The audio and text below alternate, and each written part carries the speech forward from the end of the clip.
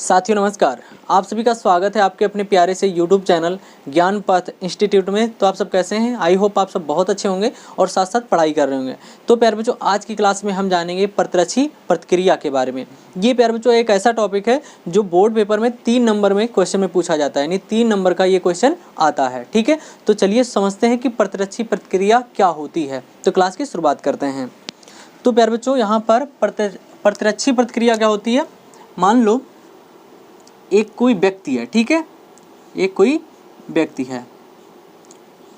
अब इस व्यक्ति में क्या होता है कि एक सूक्ष्म जीव, यानी सूक्ष्म जीव क्या करता है, प्रवेश कर जाता है। ठीक है, और जब शरीर में प्रवेश कर जाएगा तो इस व्यक्ति का जो प्रतिरक्षा तंत्र है वो क्या करेगा, एंटीबॉडी का निर्माण करेगा। किसका निर्माण करेगा?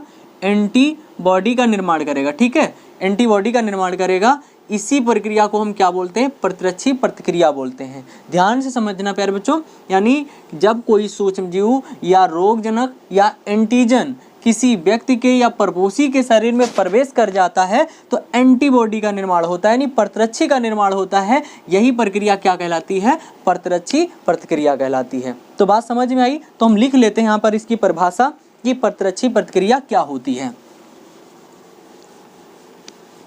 तो यानी लिखेंगे प्यारे बच्चों कि परपोषी में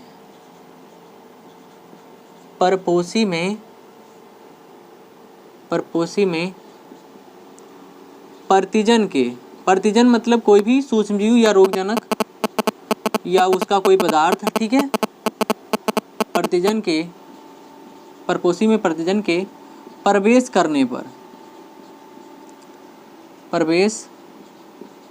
करने पर एंटीबॉडी के निर्माण की प्रक्रिया या क्रिया, एंटीबॉडी के निर्माण की क्रिया क्या कहलाती है? प्रतिरक्षी प्रतिक्रिया कहलाती है। प्रतिरक्षी प्रतिक्रिया कहलाती है।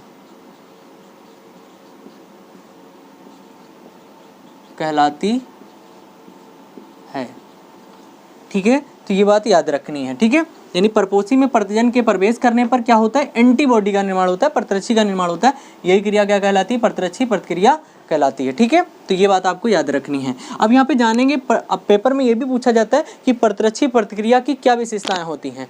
तो प्यारे बच्चों, प्रतिरक्षी प्रतिक्रिया की निम्नलिखित विशेषताएं होती हैं। प्रतिरक्षी प्रतिक्रिया की, ठीक है, या ऐसे भी लिख सकते हैं कि प्रतिरक्षी की निम्नलिखित विशेषताएं होती हैं। निम्नलिखित विशेषताएं होती हैं।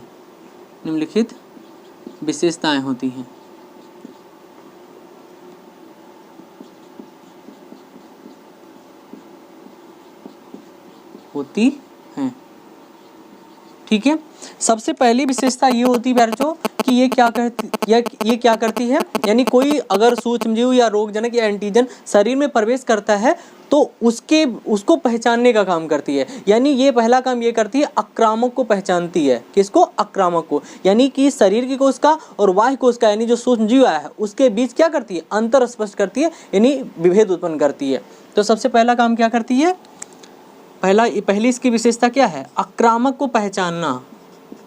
आक्रामक का मतलब होता है बाह्य कोशिका या बाह्य जीव बोल सकते हैं। आक्रामक को पहचानना, ठीक है। अब इसमें क्या होता है, यानी परपोषी का प्रमुख कार्य क्या होता है? प्रतिरक्षी, ठीक है, परपोषी नहीं, प्रतिरक्षी, ठीक है। यानी इसमें प्रतिरक्षी का क्या कार्य होता है? प्रतिरक्षी का प्रमुख कार्य शरीर की कोशिका, यानी शरीर के अंदर जो सेल है, कोशिका है, शरीर की कोशिका या पदार्थ, यानी पदार्थ शरीर का है या बाहर से आया है, कोशिका या पदार्थ तथा वाह्य जीव भी कह सकते हैं, क्योंकि जितने भी सूक्ष्म जीव होते हैं अधिकांश जो होते हैं वो ये एक कोशिकीय होते हैं। तो वाह्य जीव या पदार्थ, ठीक है, यानी उस रोगजनक का कोई पदार्थ भी हो सकता है, या पदार्थ के बीच जो है अंतर स्पष्ट करना है। क्या करना है? अंतर स्पष्ट करना है।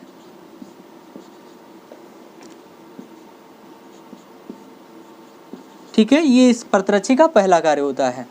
यानी प्रतिरक्षी क्या करती है? प्रतिरक्षी का प्रमुख कार्य, यहाँ पे कार्य भूल गए, कार्य, ठीक है। प्रतिरक्षी का प्रमुख कार्य क्या है? शरीर की कोशिका या पदार्थ तथा बाह्य जीव या पदार्थ के बीच क्या करती है? अंतर स्पष्ट करती है, पहचानती है। अब अगर पहचान लेती है उसके बाद क्या करती है? यानी उस आक्रामक को नष्ट करने का काम करती है। दूसरी इसकी विशेषता होती है आक्रामक को नष्ट करना, यानी बाह्य पदार्थ को या बाह्य सूक्ष्मजीव को नष्ट करना। आक्रामक को नष्ट करना या निपटाना, आक्रामक को निपटाना भी बोल सकते हैं। ठीक है, अब यानी इस प्रोसेस में क्या करती है? यानी दूसरी विशेषता में क्या है? आक्रामक को नष्ट करना। यानी प्रतिरक्षी क्या करती है? सबसे पहले पहचानती है, उसके बाद आक्रामक को नष्ट करती है। अब ये नष्ट करने के लिए प्यारे बच्चों, प्रतिरक्षी जो होती है ये बाह्य जीवों को या बाह्य सूक्ष्मजीवों को नष्ट करने के कई सारे तरीकों का उपयोग करती है। तो यहाँ पे लिख सकते हैं कि प्रतिरक्षी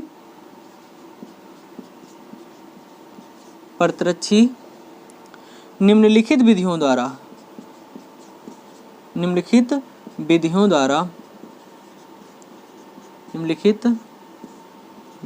द्वारा आक्रामक को नष्ट करती है।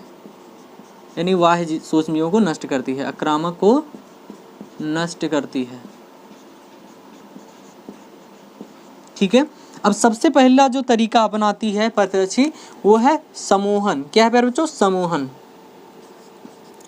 समूहन या इसको आश्लेषण भी कहा जाता है। क्या कहा जाता है? आश्लेषण। ठीक है, आश्लेषण भी कहा जाता है। समूहन बोले या आश्लेषण बोले, बातें की है। ठीक है, अब इसमें होता क्या है? इसमें एक अकेली प्रतिरक्षी क्या करती है कि कई सारे एंटीजन को या रोगजीवों को या रोगजनकों को अपने साथ जोड़ लेती है, यानी उनको जोड़ करके समूह बना लेती है। ठीक है, और उसके बाद क्या करती है कि जो मैक्रोफेजेज कोशिकाएं होती हैं, जो भक्षी कोशिकाएं होती हैं, वह आ करके इनको नष्ट कर देती हैं। तो बात समझ में ना? यानी सबसे पहली कौन सी विधि है? समूहन यानी आश्लेषण द्वारा। तो इसमें होता क्या है? यानी एक अकेली प्रतिरक्षी, यानी अकेली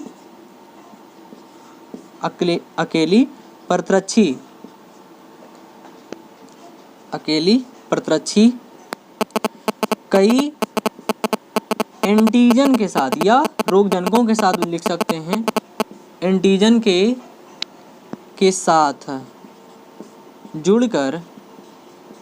जुड़कर समूह बना देती है। क्या बना देती है? समूह या आश्लेषण कर देती है, समूह बना देती है, समूह बना देती है। तथा अब यहाँ पर जब समूह बन गया तो एंटीजन एंटीबॉडी का एक पूरा समूह बन गया। ठीक है, तथा क्या होता है? एंटीजन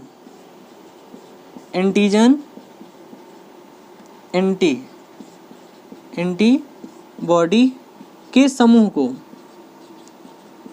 को मैक्रोफेजेज कोशिकाएं खाकर नष्ट कर देती हैं। मैक्रोफेजेज कोशिकाएं कौन सी होती हैं? भक्षी कोशिकाएं होती हैं। मैक्रोफेजेज कोशिकाएं क्या करती हैं? खाकर नष्ट कर देती हैं, खाकर नष्ट कर देती हैं।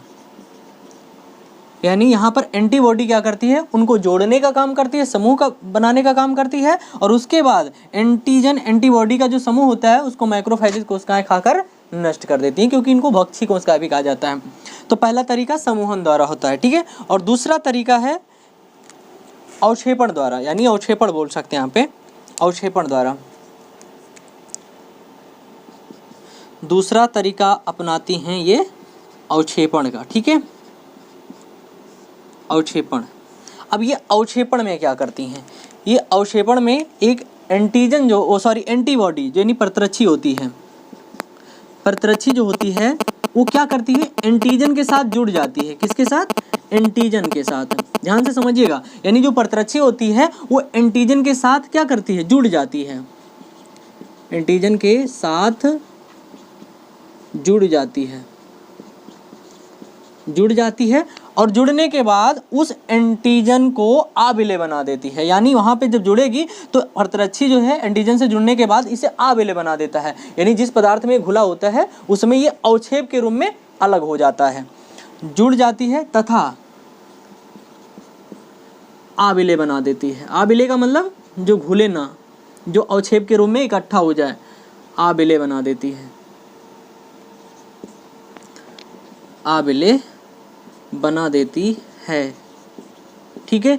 अब जब अविलेय बन जाएगा उसके बाद फिर मैक्रोफेजेज कोशिकाएं आएंगी, इस अविलेय के रूप में एंटीजन एंटीबॉडी समूह को खाकर नष्ट कर देती हैं, ठीक है, यानी अविलेय बना देती हैं। अब क्या होता है, यानी अब antigen antigen antigen antibody antigen antibody समूह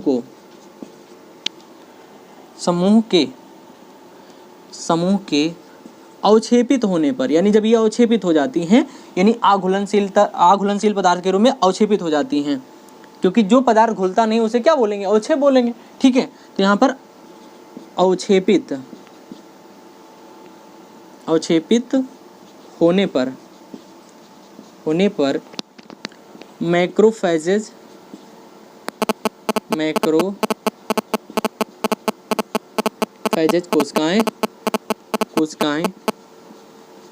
कोशिकाएं नष्ट कर देती, मतलब इनका भक्षण कर लेती हैं, नष्ट कर देती हैं,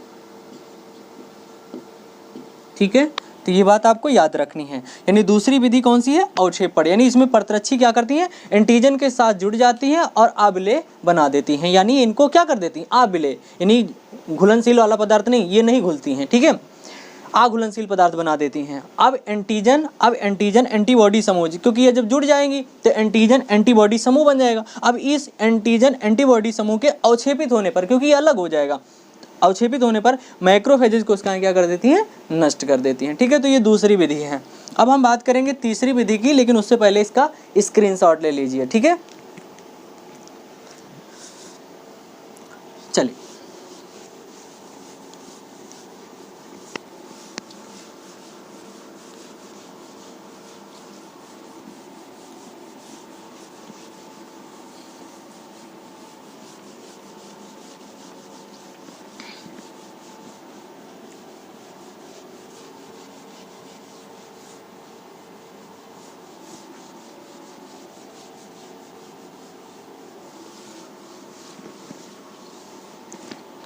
तीसरा कौन सा तरीका है,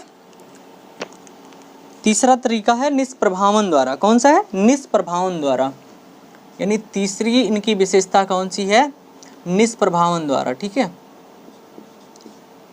निष्प्रभावन, ठीक है। अब ये निष्प्रभावन का मतलब क्या होता है, यानी निष्क्रिय बना देती हैं। अब होता ये है कि एंटीबॉडी, ठीक है, जो बॉडी होती है, एंटीबॉडी जो होती है, ये विषाणु कणों से, किसके साथ, विषाणु कणों के साथ, विषाणु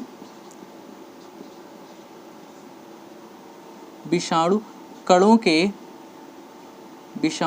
के चारों ओर, ठीक है, विषाणु कणों के एंटीबॉडी क्या करती है, विषाणु कणों के चारों ओर लिपट कर एक आवरण बना देती है। क्या बना देती है, एक आवरण, ये चिपक कर, ऐसा बोल सकते हैं यहाँ पर, ठीक है, चिपक कर, यहाँ पे लिख देंगे चिपक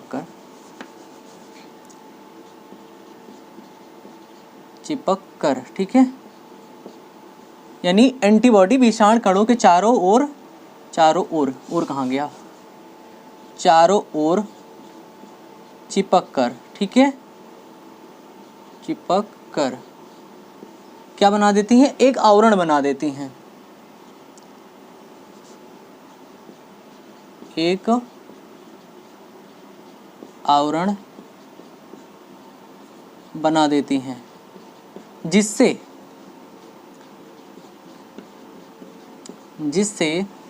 विषाणु कण, जिससे क्या होगा, विषाणु कण,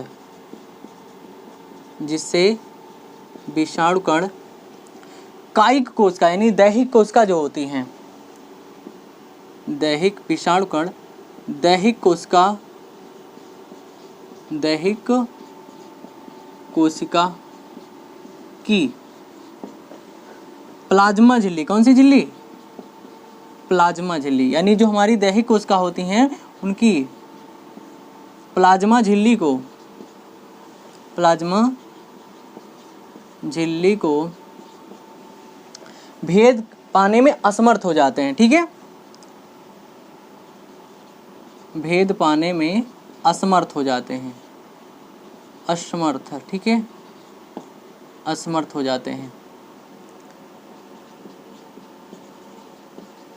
तो ये बात आपको याद रखनी है, ठीक है, यानी एंटीबॉडी विषाणु कणों के चारों ओर चिपक कर क्या करती है, एक आवरण बना देती हैं, जिससे जब इसके चारों ओर विषाणु कण के चारों ओर क्या बन जाएगा, मान लो ये विषाणु कण है, ठीक है, अब ये विषाणु कण है, ठीक है, अब ये विषाणु कण है, अब इसके चारों ओर क्या, यानी जो एंटीबॉडी होती है वो चिपक जाती है। अब जब चिपक जाएगी तो ऐसी स्थिति में क्या बन जाएगा, एक आवरण बन जाएगा। अब ये जो विषाणु कण है यानी किसी जो कायिक कोशिका दैहिक कोशिका है उसको यानी उसकी जो प्लाज्मा झिल्ली होती है उसको प्रवेश करने में क्या हो जाती है, असमर्थ हो जाती है। और इस प्रकार से जो है यहाँ पर जो है प्रतिरक्षी जो होती है वो जो है रोग से मुक्त करने का काम करती है, यानी रोग से बचाने का काम करती है, ठीक है। तो इस प्रकार से प्यारे बच्चों ये होगी तीसरी विशेषता, यानी निष्प्रभावन द्वारा, कौन सी विधि द्वारा, निष्प्रभावन द्वारा।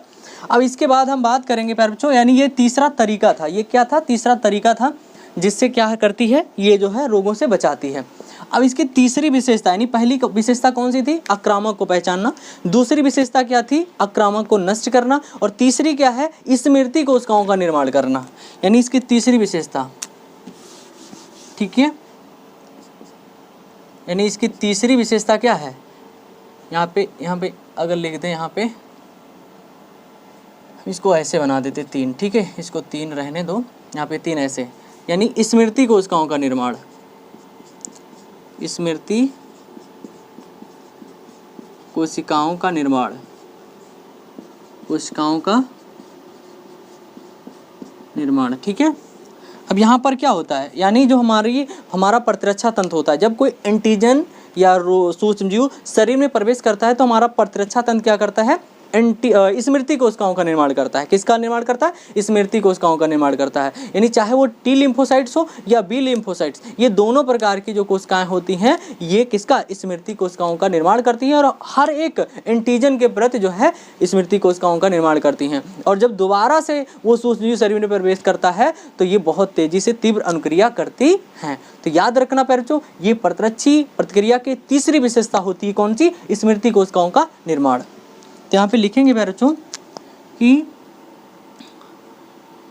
सूक्ष्मजीव, ठीक है, सूक्ष्म या एंटीजन लिख दें, सीधे सीधे एंटीजन लिख दे सकते हैं, ठीक है, एंटीजन के शरीर में, एंटीजन के शरीर में, यानी एंटीजन के शरीर में नहीं, एंटीजन के परपोषी के अंदर प्रवेश करने पर, या ठीक है, यहाँ पे लिख सकते हैं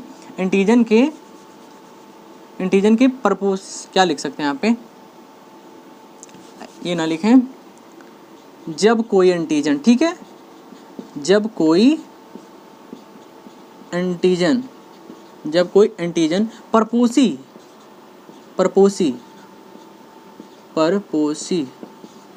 के शरीर में, परपोषी के शरीर में प्रवेश करता है, शरीर में प्रवेश करता है तो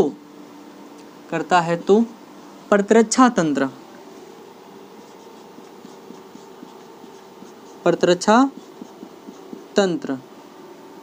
प्रतिरक्षा तंत्र स्मृति कोशिकाओं का निर्माण करता है। स्मृति कोशिकाएं, स्मृति कोशिकाएं मतलब याददाश्त वाली कोशिकाएं, स्मृति कोशिकाओं का निर्माण करता है। स्मृति कोशिकाओं का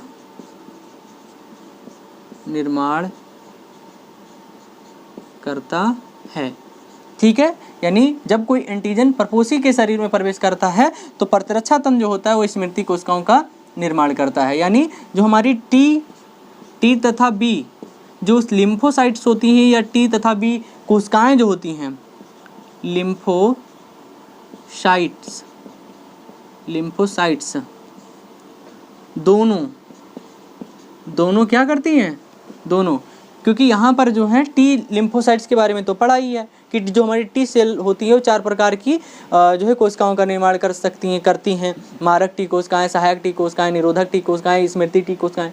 तो मतलब जो टी कोशिकाएं होती हैं या टी लिम्फोसाइट्स होती हैं वो भी जो है स्मृति कोशिकाओं का निर्माण करती हैं, और साथ साथ जो है बी लिम्फोसाइट्स जो होती हैं वो भी स्मृति कोशिकाओं का निर्माण करती हैं। तो टी तथा बी यहाँ पे छूट गया, टी तथा बी लिम्फोसाइट्स दोनों ही स्मृति कोशिकाओं का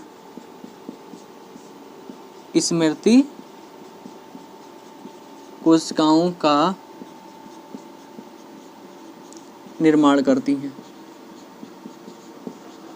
ठीक है, तो इस तरीके से ये हो गया प्यारे बच्चों प्रतिरक्षी प्रतिक्रिया की तीसरी विशेषता, यानी स्मृति कोशिकाओं का निर्माण। ठीक है, तो प्यारे बच्चों ये 3 नंबर के क्वेश्चन में पूछा जाता है। ठीक है, तो इसको बहुत अच्छी तरीके से तैयार कर लें। ठीक है, और अगर आपको ये वीडियो पसंद आए तो वीडियो को लाइक कीजिए, चैनल को सब्सक्राइब कीजिए।